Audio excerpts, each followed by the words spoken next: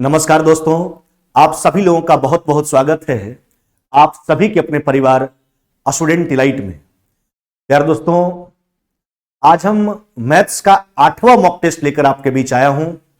7 mock test हमने पहले आपको कंप्लीट करवा दिया है, तो जो भी मेरे प्यारे भाई बंधु अभी तक उन मॉक टेस्ट का रिवीजन नहीं किए हैं तो आप जाकर के प्लेलिस्ट में उस सारे मॉक टेस्ट का रिवीजन कर सकते हैं। और अभी तक जो चैनल को सब्सक्राइब नहीं किए हैं, सबसे पहले चैनल को सब्सक्राइब कर लीजिए और मेरे प्यारे पुराने भाई बंधु जो हैं वह वीडियो को लाइक कर दीजिए और शेयर कर दीजिए। और चलते हैं हम आज के 8वां मॉक टेस्ट का शुरुआत करते हैं, जो सारे एग्जाम को ध्यान में रख करके हमने तैयार किया है, चाहे वो झारखंड एसएससी हो, बिहार एसएससी हो, एसएससी जीडी हो, अन्य जितने भी एग्जाम हैं, हर एक एग्जाम के लिए आपको जो है वह काफी ज्यादा फायदा पहुंचाने वाला है यह मॉक टेस्ट। चलिए आ जाइए, पहला प्रश्न। एक लड़का की आयु उसके पिता की आयु का 1/3 है। नहीं, अच्छा देखिए, ध्यान दीजिएगा, एक तरफ उसके पिता को दर्शा लीजिए जबकि एक तरफ उस लड़का को दर्शा लीजिए। कहता है एक लड़का की आयु पिता की आयु का 1/3 है। अच्छा, इसका मतलब अगर पिता 3 है तो लड़का कितना हो जाएगा? 1, है ना, यानी 3:1 का रेशियो है। 12 वर्ष के बाद उसकी आयु पिता की आयु का 1/2, यानी 12 वर्ष के बाद जो है उस लड़का का उम्र पिता की उम्र का आधा रह जाता है। देखिए, ऊपर चर्चा वर्तमान का, नीचे जो जिक्र है वह 12 वर्ष बाद का है। वर्तमान से 12 साल बाद जाने के लिए दोनों में 12-12 साल जोड़ेंगे और जब समान राशि जोड़ते घटाते तो इन परिस्थितियों में अंतर को बराबर कर, देखिए ऊपर 1 का डिफरेंस है, नीचे 1 का, बराबर करने के लिए नीचे आपको 2 से गुना करना होगा। अब देखिए ना, बढ़ता जो है वह 12 साल है। क्या बढ़ता है? 12 साल, जबकि यूनिट कितना बढ़ता हुआ दिख रहा है आपको? 1 नहीं, इधर भी देखिए 3 से 4। अच्छा, बढ़ता 12 साल है जो 1 यूनिट का मान है। आपसे पूछा क्या गया? लड़का का वर्तमान उम्र बताइए। हाँ मेरे भाई, लड़का वर्तमान में 1 यूनिट के रूप में था, 1 यूनिट का मान 12 वर्ष ही हो जाएगा। यही आपसे पूछा भी गया था कि लड़का का वर्तमान उम्र बता दीजिए। अतः लड़का का वर्तमान उम्र कितना हो जाएगा? 12 वर्ष हो जाएगा। क्या हो जाएगा? 12 वर्ष हो जाएगा। लॉजिक क्या ध्यान रखना है कि जब भी हम समान राशि जोड़ते घटाते हैं तो इन परिस्थितियों में हम अंतर को बराबर किया करते हैं। चलिए आगे बढ़ जाइए। प्रश्न संख्या दूसरा कहता है कि वृत्त से 150 डिग्री के कोण का एक भाग काटकर निकाल लिया जाता है और उस काट कर निकाले गए भाग का क्षेत्रफल जो है 25/2 वर्ग सेंटीमीटर है। तो वृत्त का क्षेत्रफल पूछा जा रहा है। देखिए मेरे भाई, वृत्त का कोई भी हिस्सा काट करके निकालिएगा, चाहे कितना हो डिग्री का क्यों नहीं हो, है ना। वृत्त का पूरा केंद्रीय कोण 360 डिग्री का हुआ करता है। तो आप जितना भी डिग्री का काट करके निकालिए उससे भाग, है ना, वह भाग क्या कहलाता है? एक त्रिज्यखंड कहलाता है, सेक्टर ऑफ अ सर्कल कहलाता है। जबकि उसका एरिया क्या होता है? θ/360 गुना πr²। तो हम एक वृत्त से जो 150 डिग्री का कोण का एक भाग काट कर निकाल रहे हैं, यानी त्रिज्यखंड का क्षेत्रफल निकाल लीजिए। तो यह क्या होता है? θ/360 गुना πr²। क्या हो गया? θ/360 गुना πr²। जो हमने भाग काट करके निकाला यानी वह त्रिज्यखंड का क्षेत्रफल हुआ। जबकि प्रश्न से यही त्रिज्यखंड का क्षेत्रफल कितना दिया गया है? वह दिया गया 25/2 सेंटीमीटर। क्या दिया गया मेरे भाई? 25/2 सेंटीमीटर दिया गया है। चलिए कैलकुलेट कर लेते हैं। देखिए 25 से कट गया 6 बार में, 6 से काट लीजिए आप कितना बार में? यह कट जाएगा 60 बार में। 2 से काट लीजिए 30 बार में। आपसे पूछा क्या गया? पहले यह सोच लीजिए। कहता उस वृत्त का क्षेत्रफल बताइए। अच्छा, वृत्त का क्षेत्रफल होता क्या है? πr²। यही तो आपको निकालना था, है ना। तो लिखेंगे इसलिए, है ना, πr² बराबर, यानी क्या हो जाएगा आपका मेरे भाई? यह हो जाएगा 30 वर्ग सेंटीमीटर। यानी उस वृत्त का क्षेत्रफल कितना होगा? 30 वर्ग सेंटीमीटर होगा। ऑप्शन नंबर ए हो जाएगा। क्या हो जाएगा? ऑप्शन नंबर ए हो जाएगा। तो ध्यान किस बात का रखना है कि वृत्त से कोई भी भाग काट कर निकालेंगे नहीं तो वह क्या होगा? एक त्रिज्यखंड होगा और उसका एरिया होता है θ/360 गुना πr²। आगे आ जाइए अगला प्रश्न पर। प्रश्न संख्या तीसरा कहता है बैंक बचत खाते पर 4% ब्याज की दर से 6 माही में ब्याज देती है। वर्ष के अंत में प्रभावी ब्याज का दर पूछा। संयोजन का बात किया, यानी चक्रवृद्धि ब्याज का बात किया गया। अच्छा देखिए, 4% वार्षिक रेट है तो 6 माही क्या हो जाएगा मेरे भाई? 4 का आधा कर लीजिए, कितना हो जाएगा 2%। अब देखिए ना, पहला 6 महीना का ब्याज हुआ 2%, है ना। अच्छा, चक्रवृद्धि ब्याज तो ब्याज का कैसा परंपरा जो ब्याज पर ब्याज जोड़ा करता है। अगला 6 महीना का 2 तो होगा ही, साथ में 2 का इंटरेस्ट भी होगा, है ना। तो 2 का 2% निकाल लीजिए, यही तो है। यह पूरे साल भर का रेट हो गया। तो 4 अब प्लस में यह देखिए, यह हो गया 4, इसका मतलब क्या हुआ 4/100 यानी 0.04। तो जोड़ लीजिए 4 में, यानी 4.04%। क्या हो जाएगा 4.04%, है ना। ऑप्शन नंबर ए हो जाएगा। क्या हो जाएगा ऑप्शन नंबर ए हो जाएगा। यानी अगर 6 माही जो है ब्याज का अगर संयोजन हो तो उन परिस्थितियों में इसका वार्षिक रेट क्या होगा 4.04%। आगे बढ़ जाइए, अगला प्रश्न पर आ जाइए। प्रश्न संख्या 4 का दिए गए चित्र में है जो आकृति आपको दिख रहा होगा, इसमें BC और D जो है पैरेलल हैं। अब क्या कहता है, कहता ABC का क्षेत्रफल, ध्यान दीजिएगा, ऊपर जो त्रिभुज दिख रहा है इसका क्षेत्रफल कितना हो गया आपका 25, और नीचे जो दिख रहा है आपका समलंब चतुर्भुज उसका एरिया है कितना आपका, यह हो गया आपका 24। अच्छा देखिए ना, तो ये हो गया 24 या 25, तो पूरा एरिया कितना हो जाएगा आपका, पूरा हो गया त्रिभुज का 49, पूरे त्रिभुज का, बड़ा बड़ा त्रिभुज का ADE का 49। हमसे कहता है कि अगर D का मान 14 है तो BC का मान बताइए। देखिए सबसे पहली बात हम समझते हैं इस बात को, अगर हम बात करें, ध्यान दीजिएगा, अगर हम बात करें त्रिभुज ABC का और हम बात करें त्रिभुज ADE का, किसका बात करें, ADE का बात करें, देखिए दोनों क्या होगा, सिमिलर होगा। पूछो सिमिलर क्यों होगा, तो सिमिलर इसलिए होगा मेरे भाई क्योंकि देखिए सबसे पहली बात तो दोनों में कोण A क्या है, कॉमन है, और उसके बाद BC और D जो है पैरेलल लाइन है। अब देखिए जब दो समानांतर रेखा को एक तिर्यक रेखा प्रतिच्छेद करेगा ना तो संगत कोण बराबर होगा, कोरस्पोंडिंग एंगल इक्वल होगा। अब देखिए जब दो कोण बराबर होता है तो तीसरा अपने आप बराबर हो जाएगा, और जब संगत कोण बराबर त्रिभुज समरूप होता है, और जब समरूप होता है यानी सिमिलर हो गया, जब समरूप होता है तो उसके संगत भुजा, शीर्षलंब और परिमिति तीनों का अनुपात आपस में बराबर होता है, जबकि क्षेत्रफल जो होता है वह संगत भुजा का वर्ग हुआ करता है। तो क्षेत्रफल है जो संगत भुजा का वर्ग है, यानी संगत भुजा का रेशियो निकालने के लिए हमको क्षेत्रफल का स्क्वायर रूट करना होगा। तो हम निकाल लेते हैं BC और D, संगत भुजा, संगत मतलब एक जैसा दिखने वाला भुजा, इसका जो रेशियो होगा क्षेत्रफल का स्क्वायर रूट कर लीजिए। छोटा वाला का त्रिभुज का क्षेत्रफल हो गया आपका 25, है ना, और जबकि बड़ा वाला त्रिभुज का क्षेत्रफल हो गया आपका कितना 49, है ना, यही तो है। यानी संगत भुजा का रेशियो कितना मेरे भाई 5:7। अब देखिए प्रश्न में क्या दिया गया, कहता है कि D बराबर 14, तो देखो D बराबर 14 है, आपसे BC का मान पूछा है। अच्छा D बराबर 14, D कई यूनिट का मान है, यह 7 यूनिट का मान हो गया 14, 1 यूनिट का मान निकाल लीजिए। आपसे BC पूछा जिसका यूनिट मान कितना है आपका 5, यही तो निकालना है। 7 से 2 बार में काट लीजिए, यानी 5 गुना 2 कितना हो जाएगा आपका 10 सेंटीमीटर। क्या हो जाएगा 10 सेंटीमीटर आपका राइट आंसर हो जाएगा, है ना। ऑप्शन नंबर हो जाएगा आपका C। नहीं, दोनों त्रिभुज जो है वह समरूप हो गया, और जब समरूप होता है तो उसके संगत भुजा, शीर्षलंब और परिमिति तीनों का अनुपात आपस में बराबर होता है, जबकि क्षेत्रफल संगत भुजा के वर्ग के रेशियो के बराबर हुआ करता है। अगला प्रश्न पर आ जाइए।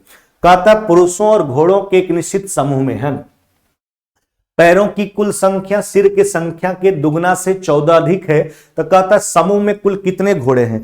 अरे भैया मान लेते हैं आदमी का संख्या यानी पुरुष का संख्या को हम M मान लेते हैं और घोड़ा का संख्या को H मान लेते हैं, है ना। तो पैरों की कुल संख्या, अच्छा आदमी का संख्या M माने, घोड़ा का संख्या H माने हैं, तो एक आदमी का कै पैर होता है 2 पैर, तो M आदमी का कितना पैर हो जाएगा 2M पैर हो जाएगा। अच्छा एक घोड़ा का कै पैर 4 पैर, तो पूरा H घोड़ा का कितना पैर हो जाएगा 4H, है ना। हमने आदमी का संख्या, पुरुष का संख्या को M मान लिया, जबकि घोड़ों का संख्या को हमने H मान लिया। तो एक तरफ हम इसका टोटल क्या लिखें, पैर का संख्या। अब जहां तक सिर का सवाल है, आप जानते हो कि आदमी का भी एक ही सिर होगा भाई, घोड़ा का भी एक ही सिर होगा, तो M आदमी का M सिर, जबकि H घोड़ा का H सिर। यह हो गया टोटल सिरों की संख्या।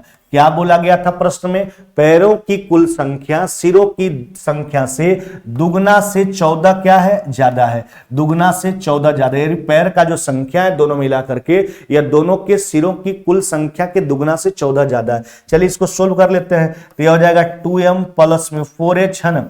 चलिए बराबर में मेरे भाई 2M, है ना, और प्लस में हो गया आपका 2H, है ना, और प्लस में हो गया आपका 14। इसको सोल्व कर लीजिए। देखिए 2M से 2M चला गया, 4h में से 2h चला जाएगा, यहां हो जाएगा 2h बराबर में क्या हो जाएगा आपका, यह हो गया 14। अतः h बराबर कितना हो जाएगा आपका, h बराबर हो गया आपका 7। यही पूछा गया था कि घोड़ों की संख्या बता दीजिए, यानी घोड़ों की संख्या कितना हो जाएगा आपका, 7 हो जाएगा। कितना हो जाएगा मेरे भाई, 7 हो जाएगा। ऑप्शन नंबर डी मेरे भाई।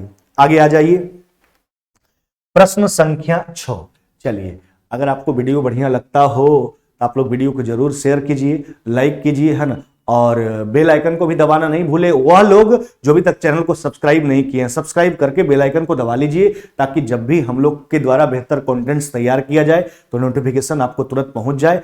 और आप कमेंट करके भी बताएं कि वीडियो कैसा लगता है और किस किस चीज पर वीडियो लाएं। कमेंट के माध्यम से आप अपना रिपोर्ट हम तक दर्ज करा सकते हैं। चलिए, कहता ए तथा बी मिलकर किसी काम को 3 दिनों में समाप्त कर सकते हैं। ध्यान दीजिएगा, देखिए कहता ए और बी मिलकर जो है किसी काम को 3 दिनों में क्या कर सकता है, पूरा कर सकता है।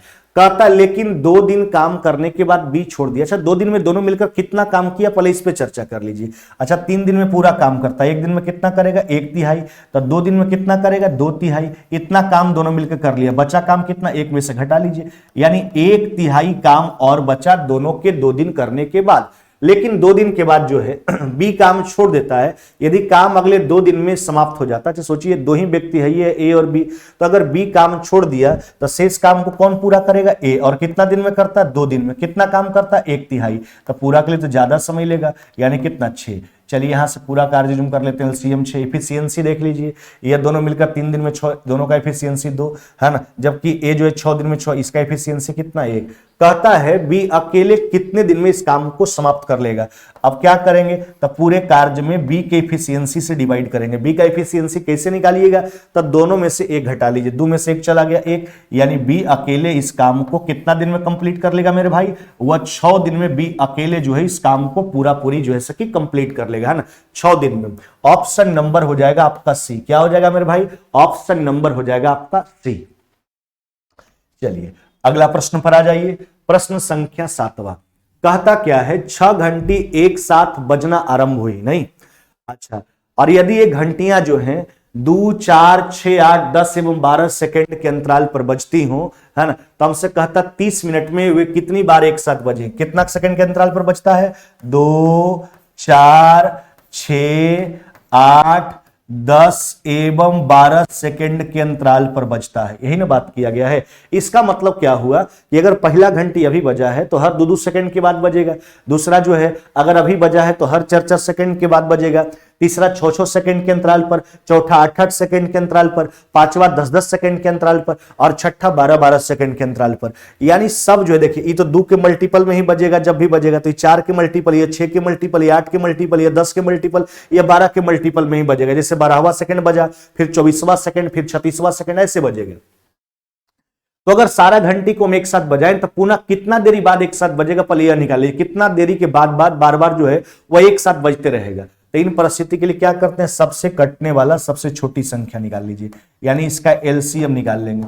अच्छा, इसका एलसीएम कितना हो जाएगा, सिंपल सा कंसेप्ट है, यानी देखिए सबसे कट, लसा का मतलब क्या होता है, सबसे कटने वाला सबसे छोटी संख्या, जबकि मसा का मतलब क्या होता है, सबको काटने वाला सबसे बड़ी संख्या, यानी lowest common multiple, highest common factor. ये सबसे कटने, देखिए 10 से कटने के लिए 12 का जो मल्टीपल है, या तो 60 कटेगा, नहीं तो फिर 120, लेकिन 60 जो है सबसे नहीं डिविजिबल है, तो इसलिए इसका एलसीएम कितना हो जाएगा आपका 120। यानी आप देख रहे हैं हर 120 सेकंड बाद ऐसा स्थिति आएगा कि सब घंटी एक साथ बजेगा। अच्छा, 120 सेकंड को आप मिनट में क्या लिखिएगा, यानी इसको लिखिएगा 2 मिनट, यानी प्रत्येक घंटी 2-2 मिनट के अंतराल पर बजता है। कहता 30 मिनट में कितनी बार एक साथ बजेंगे, चलिए 30 मिनट में, तो 2 मिनट में एक बार, 30 मिनट में कितना बार, 30/2, 15 बार इधर हो गया।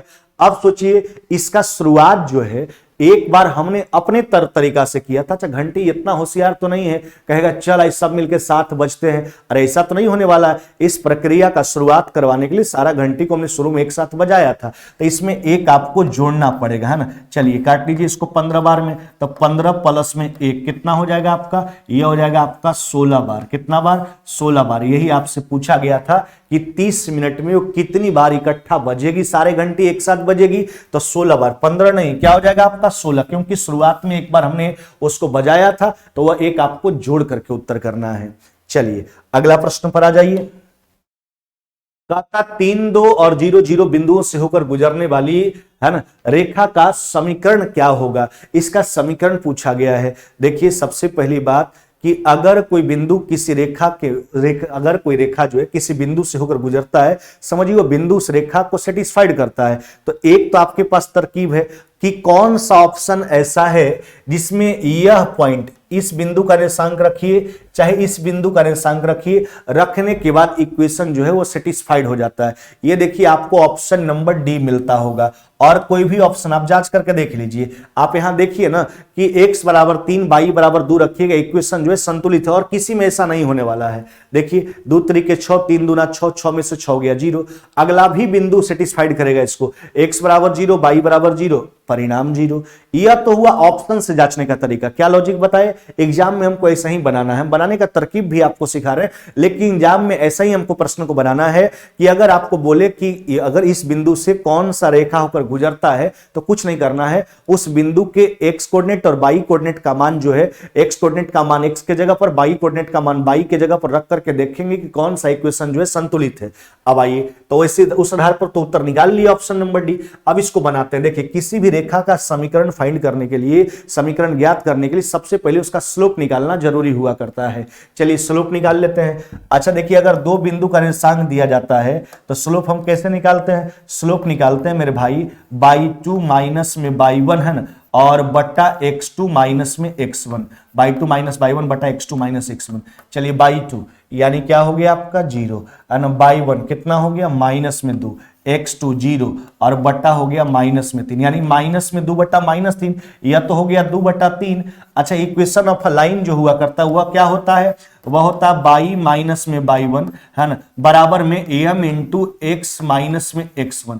यही तो इक्वेशन ऑफ अ लाइन है। देखिए इक्वेशन फाइंड करने के लिए उस रेखा का स्लोप चाहिए, उस पर का एक बिंदु चाहिए, कोई बिंदु लेकर चल सकते हैं। सुविधा तो इसी में, देखो इसको लेके चलिए, इसको लेके चलिए, हाँ लेकिन ध्यान रखिएगा जिसका x1 यूज करोगे उसी का by1 आपको इस्तेमाल करना। ऐसा नहीं कि आप इसका x1 ले लीजिए इसका by1, नहीं भाई वो एरर हो जाएगा। जिस बिंदु का आप x1 उठाइएगा उसी का by1 आपको लेके चलना है, तो इसी को लेते हैं x1 भी 0 by1 भी 0। चलिए तो यह हो जाएगा आपका by1 का मान कितना हुआ आपका 0, स्लोप हो गया आपका 2 बटा 3 इंटू एक्स माइनस में हो गया क्या आपका 0। चलिए सोल्व कर लेते हैं, तो यह हो जाएगा आपका 3 यह तो 0 हो गया बराबर में 2x है ना।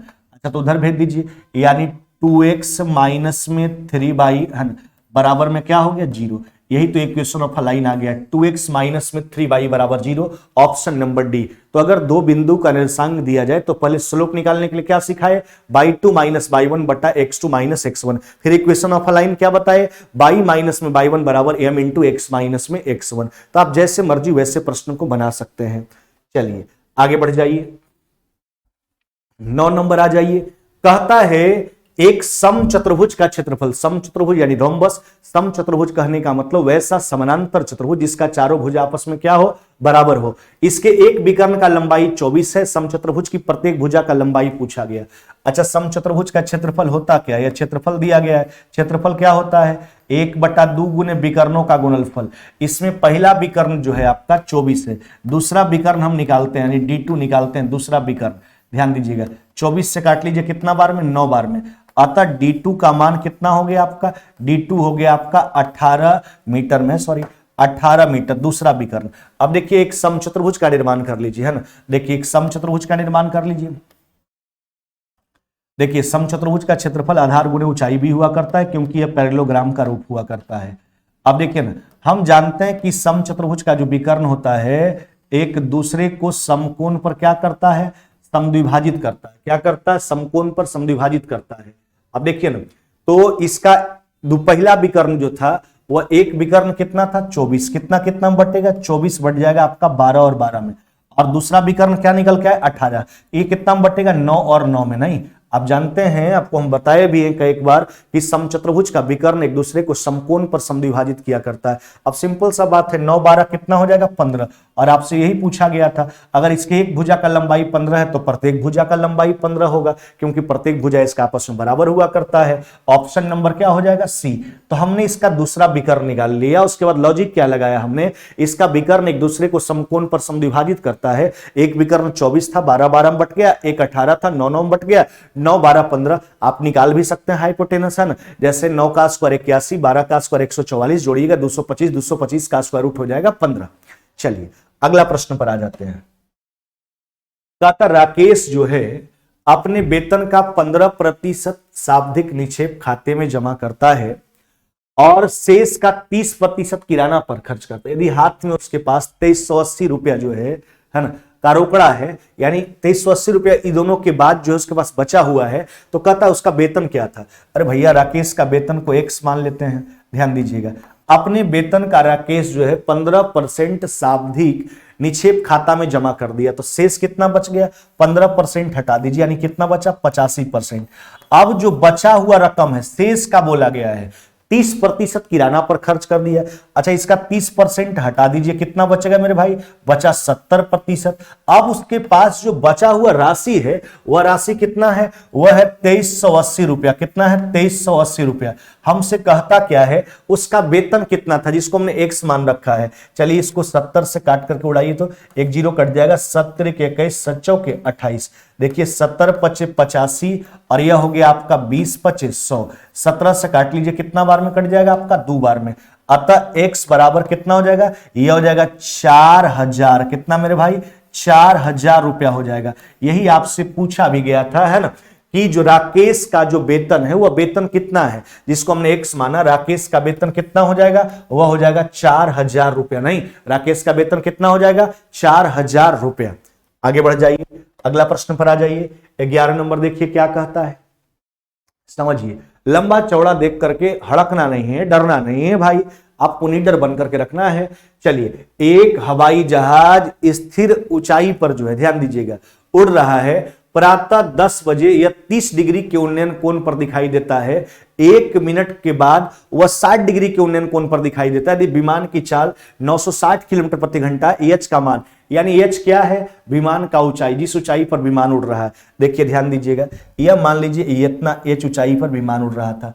पहले जो था अच्छा, कोण बनने के लिए कोई ना कोई तो ऑब्जर्वर चाहिए। पहले जो था, यानी हवाई जहाज का स्थिर ऊंचाई एच पर उड़ रहा है, प्रातः 10 बजे या 30 डिग्री के उन्नयन कोण पर, यानी पहले जो देखा जाता था कितना डिग्री कोण पर देखा जाता था, यह देखा जाता था 30 डिग्री के उन्नयन कोण पर हवाई जहाज। अच्छा, कुछ देर बाद यानी 1 मिनट के बाद ऐसा स्थिति आया कि अब उसका उन्नयन कोण बदल गया, कितना डिग्री में, 60 डिग्री में। कोण बढ़ रहा है, इसका मतलब हवाई जहाज जो है ऑब्जर्वर के नजदीक आ रहा है। चलिए, अब कोण कन्वर्ट हो गया कितना डिग्री में, अब कोण कन्वर्ट हो गया आपका 60 डिग्री में। कितना डिग्री में, 60 डिग्री में। ध्यान दीजिएगा, इसको आगे बढ़ा लेते हैं। यही आपसे पूछा गया, एच का मान, एच क्या है, हवाई जहाज का ऊंचाई है। एकांतर कोण को बराबर कर लीजिए, यह कितना हो जाएगा आपका, यह हो जाएगा 60 डिग्री और यह कितना हो जाएगा आपका 30 डिग्री। आराम से समझिए बात को। हवाई जहाज के द्वारा 1 मिनट में तय दूरी, जहां से कोण परिवर्तित होता है, यह दूरी यहां से यहां तक है। आराम से कोण को सेटिस्फाइड कीजिए। उल्टा tan 60 का मान कितना, √3। अच्छा, तो √3 लिखिए तो इसको कितना रखना होगा, 1। अच्छा, tan 30 बड़ा वाला ट्रायंगल में tan 30 का मान 1/√3, तो यह √3 है, तो इसको 3 रखना होगा तब ना 1/√3 आएगा। सोचिए पूरा 3, तो यह 1, तो यह कितना हो गया आपका 2। यह कितना मेरे भाई, यह हो गया आपका 2। अब देखिए यह दूरी हम निकालते हैं, प्रश्न में हकीकत में क्या है। अच्छा, यहां से यहां जो दूरी तय किया गया है हवाई जहाज के द्वारा 1 मिनट में, और उसका स्पीड कितना था, 960 किलोमीटर प्रति घंटा 1 मिनट में तय दूरी। 1 मिनट को घंटा में लिखेंगे 60, इसको काट लीजिए ना, कितना बार में कट जाएगा, 16 बार में। यानी हवाई जहाज के द्वारा 1 मिनट में तय दूरी कितना हो जाएगा, 16 किलोमीटर ना। अच्छा, 16 किलोमीटर हो जाएगा। और जो दूरी मेरे हिसाब से कितना यूनिट के रूप में है, 2 यूनिट के रूप में। देखिए तो 16 किलोमीटर जो है 2 यूनिट का मान है। कितने यूनिट का, 2 यूनिट का। तो 2 यूनिट बराबर 16 किलोमीटर। 1 यूनिट का मान हमने निकाल लिया। अब आपसे पूछा क्या गया, एच का मान, √3 यूनिट हमको निकालना है। क्या निकालना है, √3 यूनिट हमको निकालना है। चलिए इसको 8 बार में कैलकुलेट कर लीजिए। अब देखिए 8 गुना √3 का मान 1.732 है ना।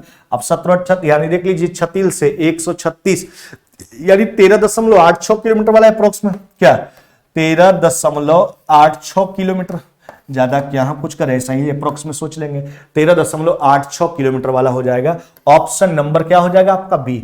एच का मान पूछा था, एच क्या है, विमान का ऊंचाई, हमने विमान का ऊंचाई निकाल लिया, यानी विमान कितना ऊंचाई पर लगभग उड़ रहा है, तो 13.86 किलोमीटर की ऊंचाई पर।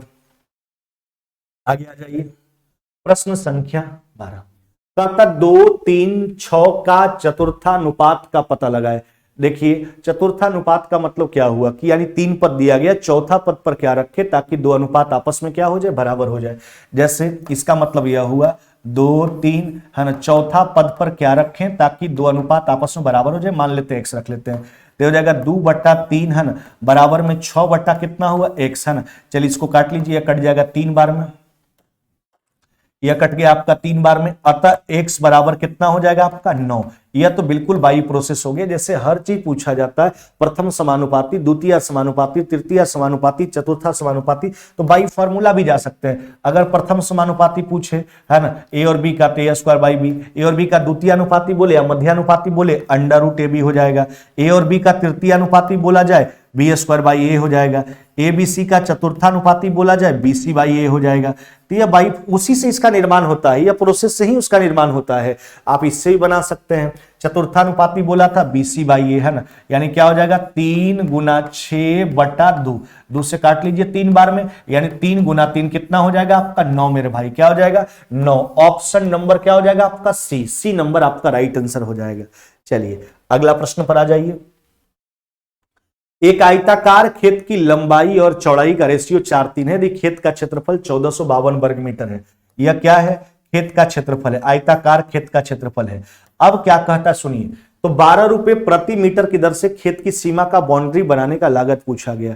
अच्छा बाउंड्री तो लगेगा उसके पैरामीटर पर, पैरामीटर होता क्या है, sum of length of external boundaries is called parameter. किसी भी आकृति के लिए हम बात बोल रहे हैं, यानी बाहरी सीमा के लंबाई के योग को ही परिमाप कहा जाता है। अतः आयत का परिमाप होता है लंबाई चौड़ाई के योग का दुगना। चलिए ध्यान दीजिएगा, लंबाई और चौड़ाई का रेशियो जो है वह 4:3 है। अच्छा गुना कर लीजिए, क्षेत्रफल क्या हो जाएगा 4 कितना हो जाएगा आपका 12, लेकिन यूनिट वर्ग यूनिट, परिमाप हमको निकालना है, तो 12 वर्ग यूनिट बराबर इतना भाग देंगे, 1 यूनिट का वर्ग आएगा, उसका स्क्वायर रूट कर लीजिए, 1 यूनिट का मान निकल करके आ गया।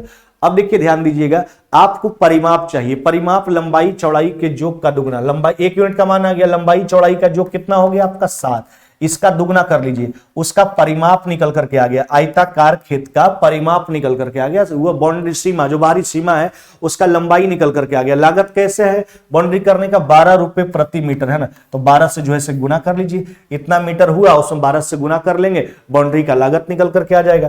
12 से काटिए तो कितना बार में कट जाएगा 121 बार में ना, तो यह हो जाएगा आपका 11 है ना, गुना 7 गुना 2 और गुना कितना हो गया आपका 12। चलिए देख लीजिए कितना हो गया भाई, 77 गुना 2 कितना हो गया आपका 154 ना, 154 में 12 से गुना करेंगे, इकाई स्थान पर 8 वाला 2 ऑप्शन है देख लीजिए, तो ये तो होगा नहीं क्योंकि ये छोटा आंकड़ा है। 154 में 10 से भी अगर गुना करेंगे तो आंकड़ा इससे बड़ा होगा, इसलिए 1848 वाला आपका आंसर हो जाएगा। क्या हो जाएगा मेरे भाई 1848 रुपए। देखिए खाली बनाने से आपका काम नहीं चलने वाला है, हम पहले हर कंसेप्ट को समझेंगे और कैलकुलेशन पर तो बिल्कुल ध्यान रखना है। देखिए हम कैसे कैलकुलेशन फाइंड करते हैं और कैसे हम एग्जाम में बिना कैलकुलेशन किए उत्तर दे सकते हैं। अरे भैया नौकरी लेने के लिए विद्वान होने की आवश्यकता नहीं है, आपका लॉजिक चाहिए, कैसा लॉजिक लगा रहे हो आप प्रश्न पे, है ना। चलिए आगे आ जाइए, प्रश्न संख्या 14, निम्न में से सबसे छोटी संख्या कौन सी है। सारा का सारा करने वाला संख्या है। अच्छा करने वाला में बड़ा छोटा निकालने के लिए क्या करते हैं, खाली आराम से समझिए। अच्छा क्या क्या है आपके पास, 3 पर पावर 1/2, यही भाई। अगला जो है जैसे थर्ड रूट फिर रूट लगाया है, करने में जितना होता है उसका मतलब 1 पावर में 1 बटा उतना, तो 2 पर पावर 1/2 पर पावर 1/3, यानी 2 पर पावर हो गया, गुना करेंगे पावर 1/6। अच्छा अब की बार हो गया 2 पर पावर 1/2 और एक और बचा, यह हो गया 4 पर पावर 1 बटा कितना हो गया आपका 6, यही हो गया। अब देखिए करने वाला में बड़ा छोटा निकालना होता है तो हर एक के जो है पावर का लॉसा निकाल के पावर में ही गुना कर लेते हैं। चलिए पावर के हर कैल्सियम निकाल लीजिए, 2 6 का लॉसा कितना हो जाएगा 6, तो हर एक पावर में जो है से गुना कर लीजिए, हर एक पावर में गुना कर लीजिए, बस यही सिंपल सा कंसेप्ट है इसका। पावर के हर का लॉसा निकाल करके पावर में गुना कर लेंगे, तो यहां हो जाएगा 3 पर पावर 3 नहीं, यहां हो जाएगा 2 पर पावर 1, यह हो जाएगा 2 पर पावर 3 और यहाँ हो जाएगा 4 पर पावर 1। जिसके आगे जिस प्रकार का संख्या मिलता है बड़ा तो समझिए संख्या बड़ा होगा, जिसके आगे छोटा मान का प्राप्ति होता है समझिए संख्या छोटा होगा। सबसे छोटा तो यहीं से मिला है 2 पर पावर 1, यानी दूसरा जो संख्या यह वाला थर्ड रूट अंडर रूट 2, यह जो संख्या सबसे छोटी संख्या है ना। ऑप्शन नंबर क्या हो जाएगा आपका सी नंबर। यह हमने करने वाला संख्या का आपको बता दिया। आगे आ जाइए प्रश्न संख्या 15। कहता 36 संतरा को बेचकर जो एक विक्रेता 4 संतरों के विक्रय मूल्य के बराबर जो है ना नुकसान होता है विक्रेता को, उसके नुकसान का परसेंटाइल पूछा। चलिए हानि का प्रतिशत आपसे पूछा गया। अच्छा देखिए सिंपल सा बात है, 36 संतरा बेचता है, मान लेते हैं हर संतरा का विक्रय मूल्य 1 रुपया मेरे भाई, 36 संतरा बेचा, टोटल विक्रय मूल्य 36 रुपया, 4 के विक्रय मूल्य के बराबर हानि हो गया, 1 का विक्रय मूल्य 1, 4 का विक्रय मूल्य 4। अच्छा 36 रुपया में बेचा, 4 रुपया का हानि हो गया तो कॉस्ट प्राइस तो ज्यादा हो जाएगा, 4 प्लस 36 कितना हो जाएगा 40, यानी 4 जो है 40 का कितना प्रतिशत है, 4 से 10 बार में 10 से इधर उड़ा दीजिए, यानी लॉस का परसेंटाइल कितना हो जाएगा आपका 10, है ना। लॉस का परसेंटाइल कितना हो जाएगा आपका 10% का हानि हो जाएगा मेरे भाई। आगे आ जाते हैं प्रश्न संख्या 16।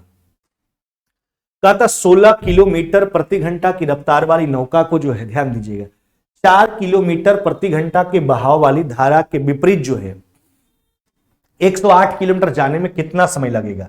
अरे भैया 108 किलोमीटर नौका को जाना है, वो अभी धारा के विपरीत जाना है, अपस्ट्रीम।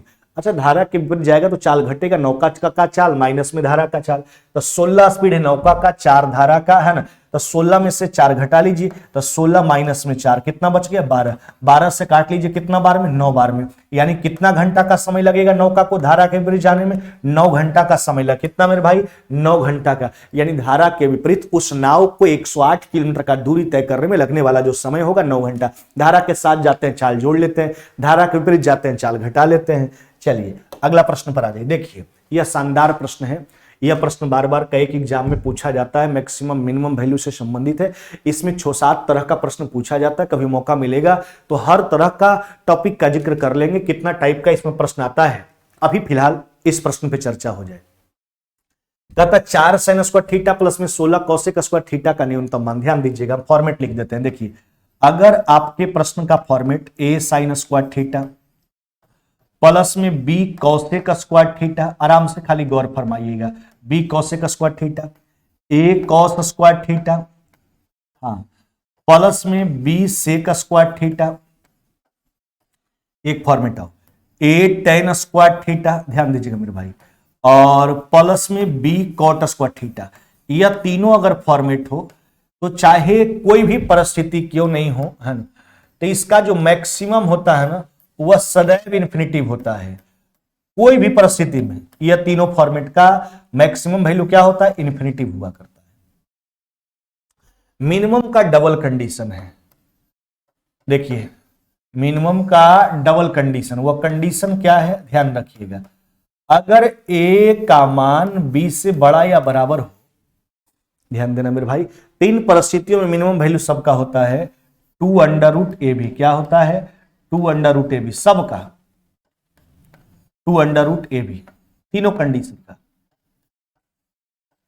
हाँ लेकिन अगर ध्यान दीजिएगा अगर a का मान b के मान से छोटा या बराबर हो तो इसका मिनिमम हो जाता है a plus b, sine cosec वाला का, कॉसेक वाला का भी a प्लस बी, और इसका वही रह जाता है टेन वाला का 2 अंडर रूट ए बी। इसलिए गौर फरमाइएगा, कभी भूलिएगा नहीं, है ना, मैक्सिमम सदैव इस तीनों फॉर्मेट का इन्फिनिटिव होता है। मिनिमम डिपेंड करता है ए और बी के मान पर, अगर ए का मान बी से बड़ा या बराबर है तो साइन और कॉसेक की स्थिति में 2 under root a b, 2 under root a b, सब में 2 अंडर रूट ए बी, लेकिन अगर छोटा है तो साइन और कॉस वाला स्थिति में जो है ए प्लस बी हुआ करता है। अब आपको लगता होगा एक बात का कंफ्यूजन कि बराबर सर आपने यहां भी लगाया यहां भी लगाया, तो बराबर की स्थिति में कौन केस इस्तेमाल करेंगे। तो देखिए कोई दिक्कत नहीं, बराबर की स्थिति में कोई दिक्कत, ए और बी का मान बराबर होगा, ध्यान दीजिएगा।